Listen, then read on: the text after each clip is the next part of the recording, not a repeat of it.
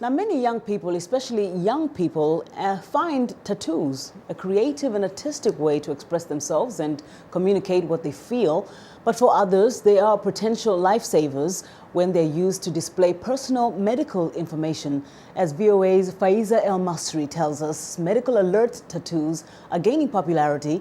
Carol Pearson narrates her report. In less than an hour, Robin Roderick got what she had long wanted, a medical tattoo. Oh, look, it's beautiful. The new permanent medical ID states her health condition, which is called congenital adrenal hyperplasia. They won't mistake that at the hospital. It really means your adrenal glands don't function. I take steroids daily, and then if I have an adrenal crisis, then it becomes very life-threatening. That's why she always wore a medical alert bracelet. Now she's replaced that piece of jewelry with a tattoo.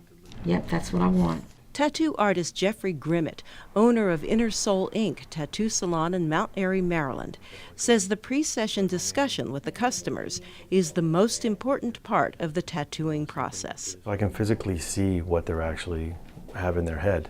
That way I can actually, take that and actually apply it to the design. It has to be above that right there. He also leaves it to his customers to decide where to place the tattoo.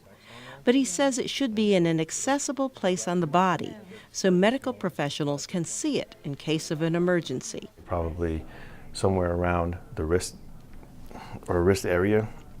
So when they go to take a pulse, then they see it immediately. That's exactly where Ryan Merchant decided to put his tattoo more than a year ago. It was his 5th tattoo.